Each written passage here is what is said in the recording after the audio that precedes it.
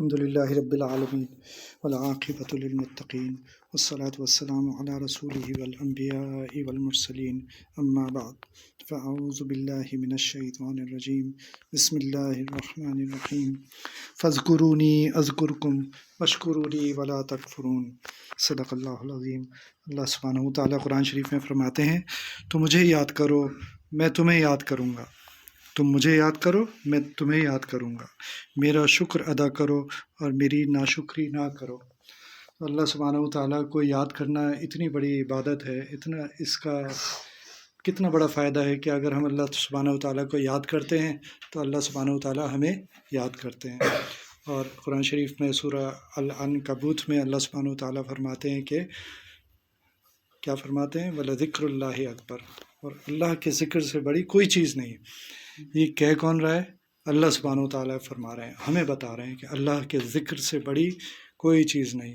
تو جب اللہ تعالیٰ خود ہمیں بتا رہے ہیں تو پھر اس سے بڑھ کر کوئی مولوی نہیں بتا رہا، کوئی مفتی نہیں بتا رہا، کوئی عام آدمی بھی نہیں بتا رہا، کوئی بھی نہیں بتا رہا، اللہ سبحانہ و تعالیٰ بتا رہے ہیں۔ اس سے بڑھ کر چیز کوئی بھی نہیں ہو سکتی۔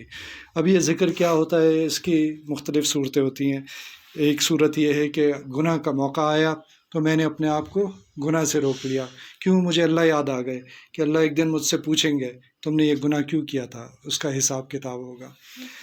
نیکی کا وقت آیا، اللہ تعالیٰ کا حکم آ گیا اور اس حکم پر عمل کرنے کا وقت آ گیا، اذان سنی، میں فوراً مسجد کے لیے روانہ ہو گیا۔ یہ کیا ہے؟ یہ بھی اللہ تعالیٰ کا ذکر ہے، اللہ تعالیٰ کی یاد ہے کہ اس وقت مجھے اپنے دوستوں کی یاد نہیں رہی، مجھے اپنی تجارت یاد نہیں رہی، مجھے کچھ یاد نہیں رہا، مجھے اللہ تعالیٰ یاد آ گئے کہ اللہ کا حکم آ گیا تو اب نماز کے لیے روانہ ہو جاؤ۔ یہ بھی ذکر کی ایک صورت ہے۔ لیکن ذکر کی اکثر صورتیں ہیں جو ہیں وہ اس طرح ہیں کہ ان میں یکسوئی کے ساتھ ہم اللہ تعالیٰ کو یاد نہیں کرتے، لیکن جو ذکر کے حلقے ہوتے ہیں ان میں، جیسے یہ ایک حلقہ ہے، اس میں ہم اللہ سبحانہ و تعالیٰ کو یکسوئی کے ساتھ یاد کرتے ہیں۔ جب ہم لا الہ الا اللہ کہتے ہیں تو اللہ کے نبی صلی اللہ علیہ وسلم نے اس کو افضل الذکر فرما دیا کہ سب سے بڑا ذکر، سب سے افضل ذکر جو ہے وہ لا الہ الا اللہ ہے۔ تو جب ہم آنکھیں بند کر کے اس سوچ کے ساتھ، اس یکسوئی کے ساتھ کہ اللہ ہم اس وقت صرف آپ کے لیے بیٹھے ہیں، نہ ہم اپنی تجارت پہ بیٹھے ہیں، نہ ہم اپنے خاندان کے ساتھ بیٹھے ہیں، ہم سب جمع ہوئے ہیں اس لیے کہ ہم آپ کو یاد کریں، تو پھر اس سے بڑی خوش قسمتی کیا ہو جائے گی۔ اللہ تعالیٰ فرما رہے ہیں فاذکرونی اذکرکم۔ تو یہ جب ہم نے اپنے آپ کو تھوڑی دیر کے لیے وقف کر لیا کہ ہم اللہ تعالیٰ کو یاد کریں گے تو پھر اللہ تعالیٰ ہمیں اسی طرح ایک اور حدیث میں بھی آتا ہے کہ اگر تم اکیلے میں یاد کرو گے تو میں تمہیں اپنی ذات میں یاد کروں گا، اور اگر کسی مجلس میں یاد کرو گے تو میں اس سے بہتر مجلس میں تمہیں یاد کروں گا۔ تو یہ جو ذکر کے حلقے ہمارے ہیں ان کی ہمیں قدر کس وقت ہوگی؟ اللہ کے نبی صلی اللہ علیہ وسلم فرماتے ہیں کہ جنتیوں کو سب سے زیادہ ان محفلوں پر، ان مجالس پر افسوس ہوگا جس میں انہوں نے اللہ کو یاد نہیں کیا ہوگا۔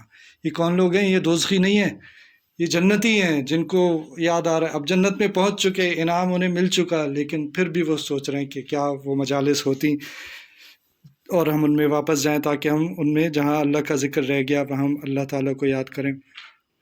اسی طرح اللہ سبحانہ و تعالیٰ فرماتے ہیں وَاذْكُرُوا اللَّهَ كَثِيرًا لَعَلَّكُمْ تُفْلِحُونَ، اللہ تعالیٰ کو کثرت سے یاد کیا کرو۔ سورہ جمعہ میں فرماتے ہیں کس لیے؟ تاکہ تم کامیاب ہو جاؤ۔ اب میں سے کون ہے جو ناکام ہونا چاہتا ہے؟ دنیا تو ایسی جگہ ہے جہاں پہ ناکامی بھی ہوگی، کامیابی بھی ہوگی، فائدہ بھی ہوگا، نقصان بھی ہوگا، لیکن اللہ تعالیٰ ہمیں جو اصل کامیابی ہے نا اس کے بارے میں فرما رہے ہیں کہ وَاذْكُرُوا اللَّهَ كَثِيرًا لَعَلَّكُمْ تُفْلِحُونَ۔ تو ہمیں چاہیے اللہ تعالیٰ کو کثرت سے یاد کیا کریں۔ اب جو یاد نہیں کریں گے ان کے بارے میں بھی اللہ تعالیٰ نے فرمایا ہے سورہ منافقون میں، یا ایھا الذین آمنوا لا تلھکم اموالکم ولا اولادکم عن ذکر اللہ ومن یفعل ذلک فاولئک هم الخاسرون۔ اے ایمان والو، تمہاری دولت اور تمہاری اولاد تمہیں اللہ کی یاد سے غافل نہ کرنے پائیں۔ تو یہ دو چیزوں کا ذکر فرما دیا۔ دولت میں سب کچھ شامل ہو گیا، مال و دول، جیسے دیکھتے ہیں ہم آج کی نوجوان نسل کو کہ یا نوجوان نسل کے علاوہ بھی کہ انہیں اپنی، جیسے مردوں کو گاڑیوں کا شوق ہوتا ہے، ایسی چیزیں جمع کرنے کا شوق ہوتا ہے، تو یہ چیزیں کیا ہوتی ہیں؟ اللہ کی یاد سے غافل کرنے والی چیزیں. تو جو ان سے غافل ہو گیا وہ کون ہے؟ اللہ تعالیٰ نے فرمایا فَأُولَٰئِکَ هُمُ الْخَاسِرُونَ، یہ وہ لوگ ہیں جو خسارے میں ہیں، گھاٹے کا سودا کرنے والے ہیں.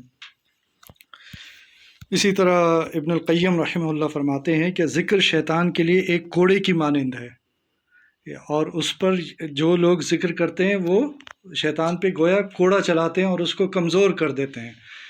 اور اسی طرح فرمایا کہ اسی طرح جو گناہ گار لوگ ہیں، کیونکہ وہ ذکر نہیں کرتے تو شیطان ان پر غالب آ جاتا ہے اور شیطان مضبوط ہو جاتا ہے. بے حقیقی حدیث ہے کہ اللہ کے عذاب سے بچنے کے لیے انسان جو سب سے بہتر عمل کر سکتا ہے وہ اللہ کا ذکر ہے.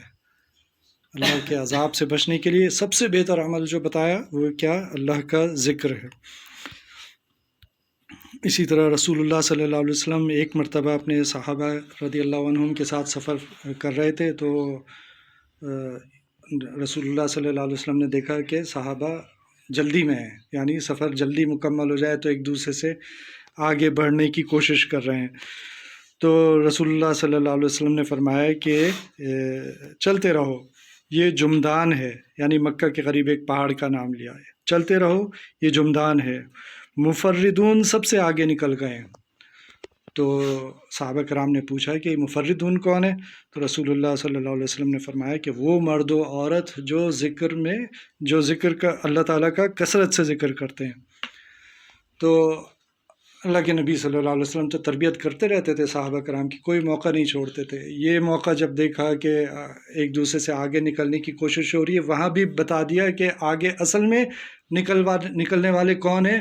چاہے یہاں کوئی بھی آگے نکل جائے، لیکن اصل میں آگے نکلنے والے کون لوگ ہیں؟ جو اللہ تعالیٰ کا کثرت سے ذکر کرتے ہیں.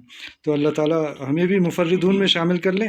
ابھی تو ہم مفردون میں شامل ہو گئے، لیکن ہماری پوری زندگی ایسی ہو جائے کہ ہم اللہ تعالیٰ کے مفردون والے بندوں میں شامل ہو جائیں. رسول اللہ صلی اللہ علیہ وسلم نے فرمایا جب تم جنت کے باغوں کے پاس سے گزرو تو خوب چر لو. ترمذی شریف کی حدیث ہے. تو یہ چر لو کے کیا معنی ہے؟ یعنی خوب فائدہ اٹھاؤ. جنت کے باغوں کے پاس سے جب گزرو تو خوب فائدہ اٹھاؤ. صحابہ کرام نے پوچھا کہ جنت کے باغ کیا ہیں؟ تو انہوں نے فرمایا رسول اللہ صلی اللہ علیہ وسلم نے ذکر کے حلقے، یہ جس حلقے میں بیٹھے ہیں اس کے بارے میں فرمایا رسول اللہ صلی اللہ علیہ وسلم. تو یہ ہمارے لیے بہت ہی خوش قسمتی کی بات ہے کہ اس گاؤں میں ایک ایسی جگہ موجود ہے جہاں ذکر کی باقاعدہ مجلس لگ سکتی ہے. اور باقاعدہ مجلس یہی ہے کہ ہم بیٹھ کر یکسوئی کے ساتھ اللہ تعالیٰ کو یاد کریں، اللہ تعالیٰ کا نام لیں، لا الہ الا اللہ کا ورد کریں، اور پوری توجہ اللہ سبحانہ و تعالیٰ کی طرف ہو جائے. اس سے بڑی خوش قسمتی کوئی نہیں ہو سکتی. ابن القیم رحمہ اللہ نے فرمایا بے شک اللہ تعالیٰ نے ہر چیز کو حاصل کرنے کے لیے ایک ذریعہ مقرر فرمایا ہے، اور اپنی محبت حاصل کرنے کا ذریعہ کثرت ذکر کو بنایا ہے. تو اللہ تعالیٰ نے قرآن شریف میں ان لوگوں کا ذکر کیا ہے جو اللہ تعالیٰ سے شدت کے ساتھ محبت کرتے ہیں. اور اگر ہم چاہتے ہیں کہ ہمیں اللہ تعالیٰ کی شدت یعنی شدید محبت حاصل ہو جائے، صرف یہ نہیں کہ بس ہم نے اذان سنی تو ایک فرض سمجھ کر، اور جیسے عام طور پر نظر آتا ہے لوگ نماز اس طرح پڑھتے ہیں. اللہ تعالیٰ ہم سب کو بہتر عمل کرنے کی توفیق عطا فرمائے کہ بس نماز جیسے نمٹا دی، ایک فرض تھا اس کو پورا کر دیا. لیکن جس سے محبت ہو جاتی ہے پھر وہ نماز الگ ہوتی ہے، اس کی کیفیت الگ ہوتی ہے، اس کی صورت بھی الگ ہوتی ہے اور اس کی حیت بھی الگ ہوتی ہے. فرماتے ہیں کہ بے شک اللہ تعالیٰ نے ہر چیز کو حاصل کرنے کے لیے ایک ذریعہ مقرر فرمایا ہے، اور اپنی محبت حاصل کرنے کا ذریعہ کثرت ذکر کو بنایا ہے.